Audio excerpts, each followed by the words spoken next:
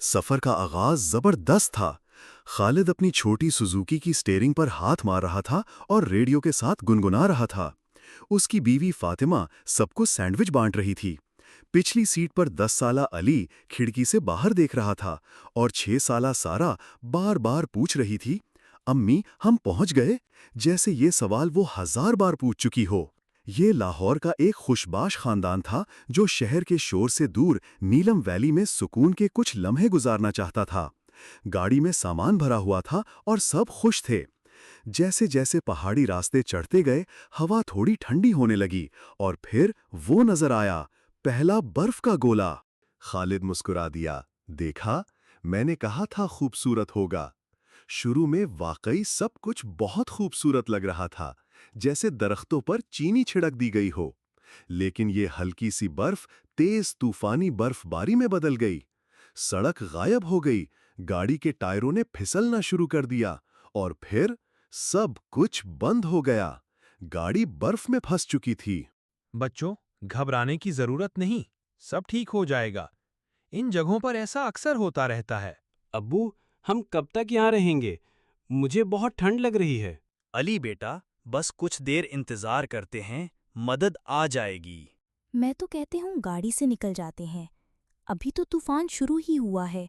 अगर बर्फ ज्यादा हो गई तो हम यहीं फंस जाएंगे और फिर गाड़ी से निकल नहीं पाएंगे।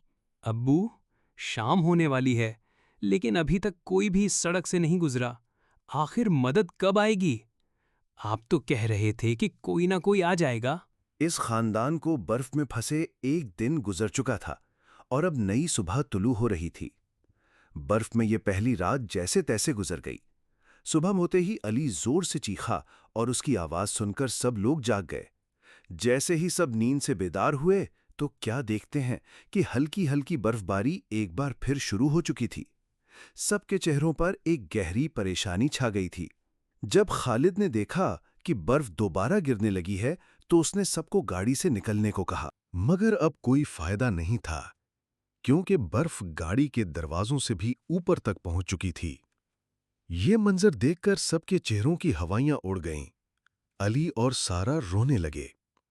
इनके पास सिर्फ थोड़ा सा पानी और कुछ खाने पीने का सामान बचा था। वो सब कई घंटों से बर्फ में फंसे हुए थे। अली को जोर से पेशाब आया हुआ था क्योंकि वो पिछले 24 घंटों से वॉशरूम नहीं गया था। बाकी सबका भी यही हाल था। अली की मां के दिल में बहुत बुरे बुरे ख्यालात आ रहे थे। उसे लग रहा था कि शायद अब वो सब यहां मर जाएंगे। कोई मसला नहीं। खालिद ने खुद को पुरएतमाद जाहिर करने की कोशिश की। अभी कोई बर्फ हटाने वाली गाड़ी आ जाएगी, ये तो मेन सड़क है। सबने गाड़ी का हीटर कभी ऑन और कभी ऑफ करके खुद को गर्म रखने की कोशिश की। कहानियां सुनाईं, आइस पाई खेला, यहां तक कि कुछ देखने को भी न रहा। सिर्फ बर्फ थी जो खिड़कियों तक चढ़ती जा रही थी। दूसरे दिन के इख्तिताम तक बर्फ आधी गाड़ी को ढांप चुकी थी और बर्फ साफ करने वाली गाड़ी, वो तो आई ही नहीं। तीसरे दिन सुबह वो आखिरी पानी की बोतल भी खत्म हो गई। जब सारा ने जूस मांगा तो सब खामोश हो गए। प्यास एक हकीकत बन चुकी थी। खालिद ने बर्फ को पिघलाकर पीने की कोशिश की, लेकिन वो सिर्फ चंद कतरे बने और गाड़ी का फ्यूल भी जाया हुआ। अब हंसी खत्म हो चुकी थी। सिर्फ एक दूसरे की घबराई हुई सांसें सुनाई देती थीं। सैंडविचेस अब सिर्फ यादें थीं। अब एक बिस्किट का पैकेट बचा था जिसे दिन में 2 बार सब में बांटा जाता था। भूख की वजह से सब चिड़चिड़े हो गए थे। अली और सारा छोटी छोटी बातों पर लड़ने लगे। फातिमा चुपचाप खिड़की से बाहर बर्फ को देखती रहती, अपनी परेशानी बच्चों से छुपाने की कोशिश करती। आखिरी बिस्किट भी खत्म हो गया। अब सिर्फ खामोशी थी। सब इतने कमजोर हो गए थे कि बात करने की भी हिम्मत ना थी। सिर्फ बाहर की तेज हवा की आवाज आती, जैसे कि दुनिया बता रही हो कि वो अकेले हैं। छठे दिन हालात वाकई बिगड़ गए। सारा ने आंखें नहीं खोलीं। उसे बुखार हो गया था और वो बहुत कमजोर लग रही थी। उसकी खांसी ने खामोशी को तोड़ दिया। खालिद का दिल टूट गया। वो कुछ न कर पाने पर खुद को कोस रहा था।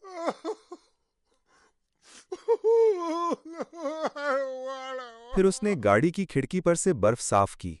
बाहर उसे एक नदी नजर आई, वही जो उन्होंने आते वक्त देखी थी। अब वो नदी जम चुकी थी। खालिद को लगा यही उनका रास्ता था। ہم یہاں سے نکل رہے ہیں، اس نے فیصلہ کن لہجے میں کہا۔ گاڑی نکالنے میں 1 گھنٹہ لگ گیا۔ انہوں نے گاڑی کی چٹائیاں اور ہاتھوں سے برف ہٹائی۔ فیول کا آخری قطرہ بچا تھا۔ گاڑی سٹارٹ ہوئی، فاطمہ نے دھکا دیا، خالد نے ڈرائیو کی۔ گاڑی آہستہ آہستہ جمے ہوئے دریا پر چڑھنے لگی۔ کچھ لمحوں کے لیے تو سب ٹھیک لگ رہا تھا، گاڑی رواں تھی، جیسے راستہ خود بن گیا ہو۔ خالد نے فاطمہ بھی طرف دیکھا اور پہلی بار اس کی آنکھوں میں تھوڑا سا سکون تھا۔ پھر وہ آواز آئی، پہلے نیچے سے ایک ہلکی سی کراہٹ، برف پر ایک بڑی دراڑ پڑی جیسے روشنی کی لکیر ہو۔ خالد نے فوراً بریک لگائی لیکن دیر ہو چکی تھی۔ دراڑیں ہر طرف پھیلنے لگیں۔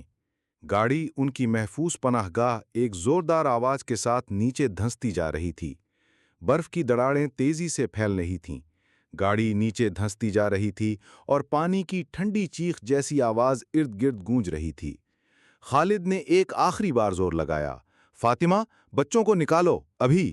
فاطمہ نے جلدی سے سارا کو اٹھایا۔ علی دروازہ کھولتے ہی باہر پھسل گیا۔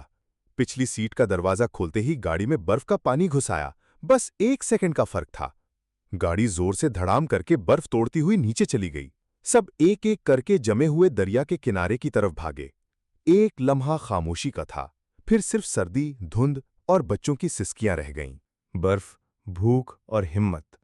خاندان اب برفیلے کنارے پر بیٹھا تھا، گیلا، تھکا ہوا اور خالی ہاتھ۔ فاطمہ کے ہاتھ سارا کی پیٹھ سہلا رہے تھے، جو اب بھی بخار میں تپ رہی تھی۔ علی کی آنکھوں میں آنسو تھے، لیکن وہ خود کو بہن کے لیے مضبوط ظاہر کر رہا تھا۔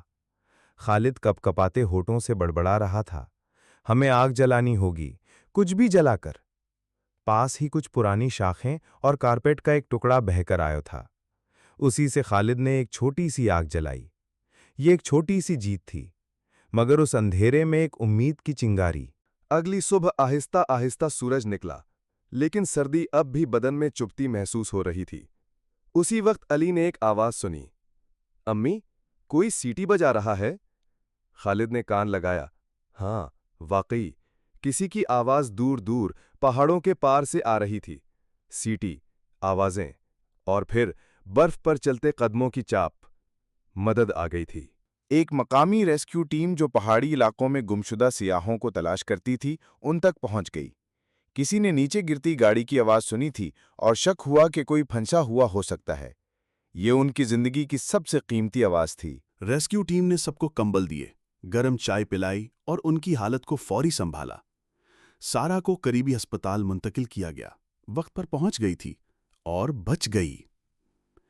چند دن بعد جب وہ سب لاہور واپس لوٹے تو خالد کی طبیعت بالکل بدلی ہوئی تھی۔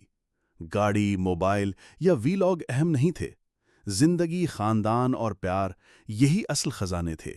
خالد نے اس واقعے کے بعد کہا، ہم برف میں تو جمے تھے مگر ہمارا حوصلہ زندہ تھا، اور جب تک حوصلہ زندہ ہو امید کبھی نہیں مرتی۔